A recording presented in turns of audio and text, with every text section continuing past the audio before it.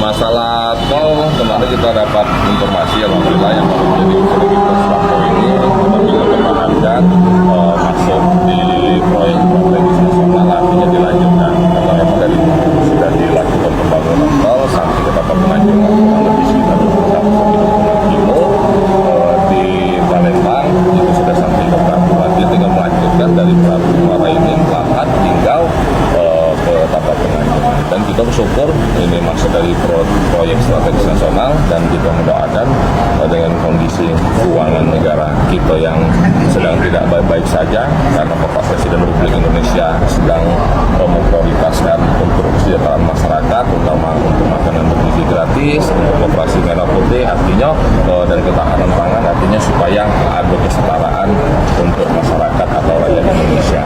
Ini jadi program Bapak Presiden Prabowo. Dan kita bersyukur kalau memang ini bisa dilaksanakan dapat membantu daya saing baik untuk angkutan dan membantu pertumbuhan ekonomi yang ada di Kota Lubuk Linggau, dan Linggau juga menjadi kota tujuan ada tol lebih cepat untuk datang ke Lubuk Linggau dan bisa mendatangkan para investor-investor untuk berinvestasi ke Kota Lubuk Linggau.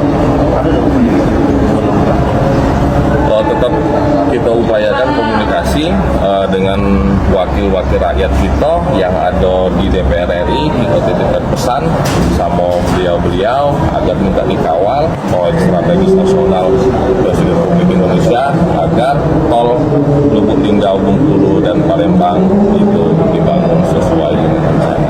Lokasi masih yang lama Pak artinya? Lokasi insya Allah masih yang lama karena kemarin memang ada pengalihan ya, karena salah satu itu untuk ketahanan energi. Nah, tapi untuk kesejahteraan masyarakat juga harus dipikirkan juga. Mungkin apakah memang tetap dibangun dulu, tapi kalau dari daftar proyek strategis nasional mungkin tetap jalan yang lama.